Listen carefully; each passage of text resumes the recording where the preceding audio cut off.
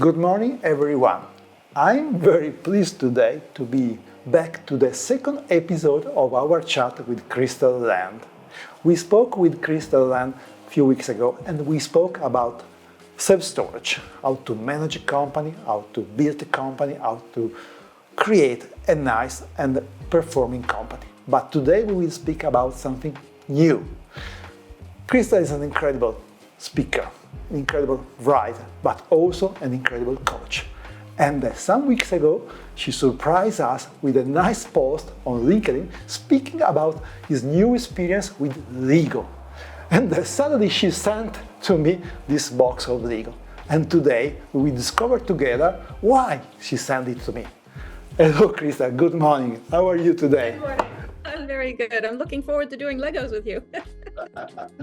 Great. Tell us something about this new adventure in your life. Yeah, for me, my business is growth. It's what I work with every day. And so one of the guiding principles in my business is if I stop growing, then I also stop being able to help my clients grow. So for me, it's really important to always continue learning new things, experiencing new things. And so a few months ago, I saw a LinkedIn post about Lego Serious Play. And I got really curious. I thought, what is this serious play? For me, Lego is something that children play with. And so I started investigating it, and I understood that it's a technique that's used in serious context by serious people.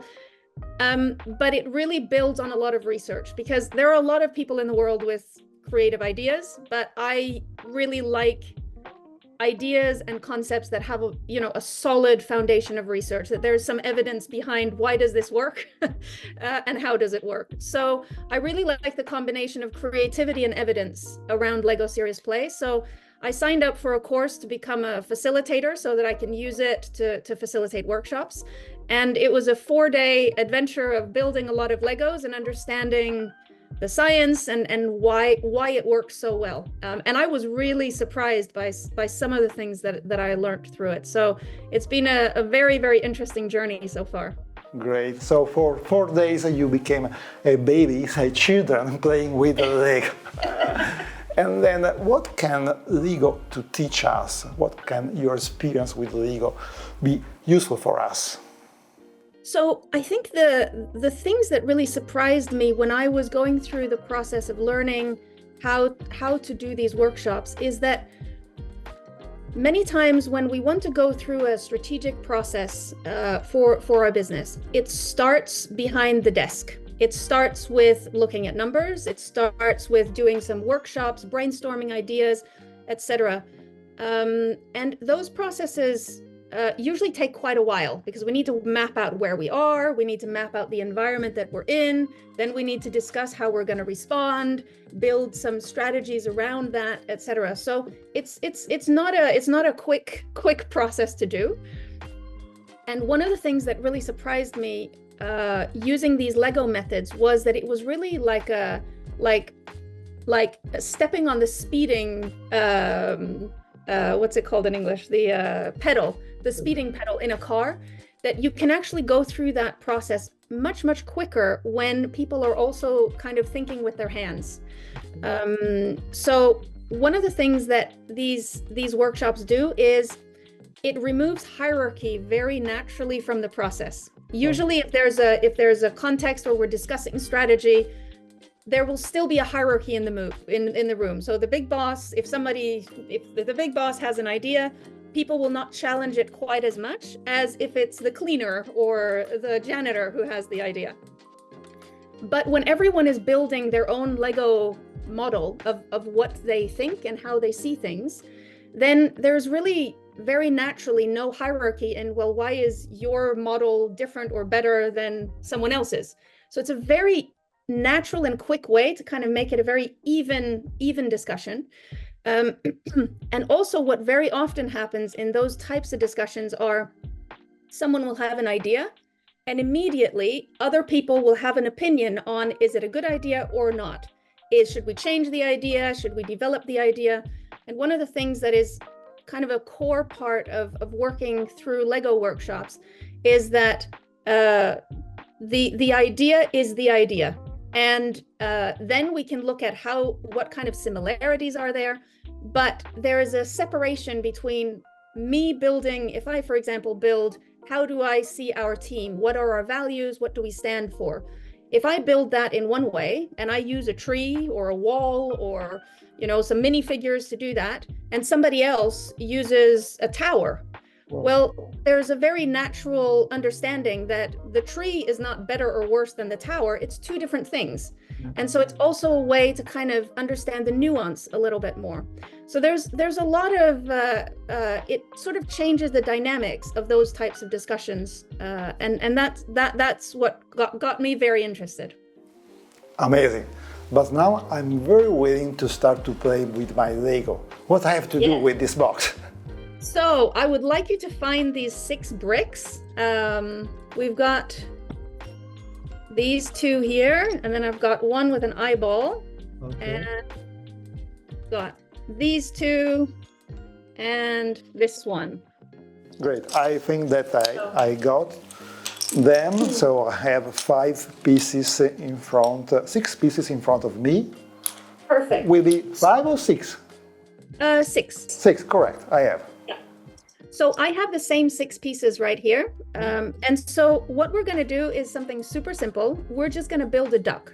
So both you and me have 6 pieces, and you can build a duck in whatever way you want to build a duck. Yeah. It's challenging. Okay. And if you don't know where to start, just start building. Like, just put some bricks together, and usually a duck will appear. Okay. I will try to do that immediately, and then here we have that, and that is a duck. Wow, amazing thing. Okay, I want to be back to be a child. Okay, crazy, I did it. You did it. Yeah, it's not the best one, the much interesting, beautiful duck that I have never saw in my life, but I did it, something. Yeah, so show me. Perfect, look. And my duck looks like this. Wow, mine is better anyway. I think yours looks a little bit more like a duck than mine probably does. So this is a very quick and simple illustration of how to get more ideas out of a team. First of all, when you were a little bit unsure at the start, you said, oh, I don't know how I do this. My advice to you was just start building. Yeah.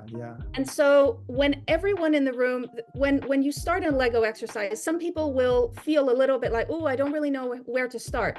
If they get an exercise, for example, our company has just secured funding, and we will open 10 sites in the next 3 years. Are we ready for the challenge?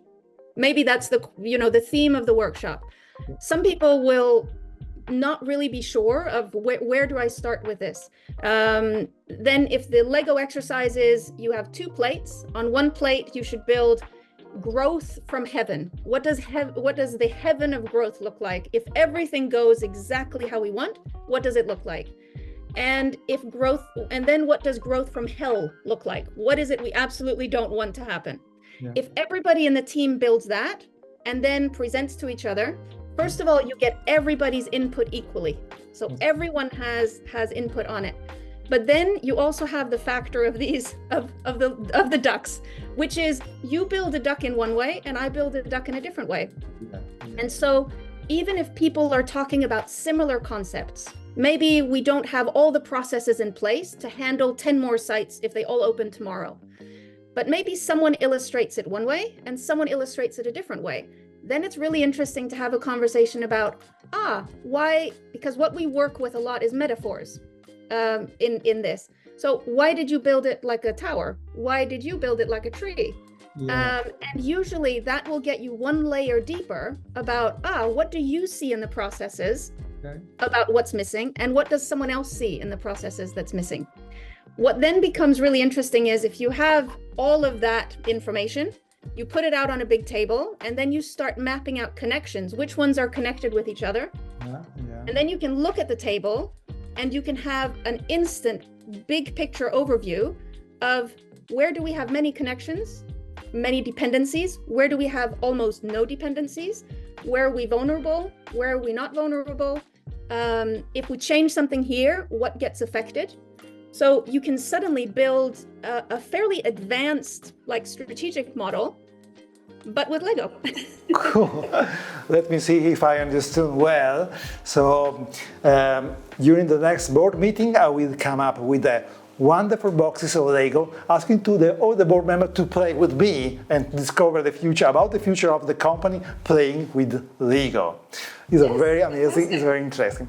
Okay, thank you very much for this kind of advice. Let us to understand in which way you are promoting or coaching these new activities. So one of the things that I've learned as I've done a lot of facilitation and training over the years is that whenever I learn a new skill, I have to use it very quickly. It's just like we think better when we think with our hands. Then we don't really know something. We don't know how to use something until we've actually done it. So it's great to go on a 4-day course and learn lots about Lego, but until I've actually run some workshops using it, it's only theoretical. So that's why I went out onto LinkedIn and I said, I'm giving away 3 workshops. And I thought, I wonder if anyone will be interested. And within, I think it took like 45 minutes and 1,000 people. The workshops were gone. Yeah. So that gives me the chance to go out and use this more. And then this is something that I'm going to be incorporating in where it makes sense. So some people will want, and this is the conversations I have with the companies that I offered the free workshops to. Sometimes it makes sense to have Lego as one part of a bigger process, and sometimes the whole process can be in Lego. So it depends on what do we want to achieve, what should the outcome be. And so for me, it's one extra thing I can offer, one extra tool that I can use.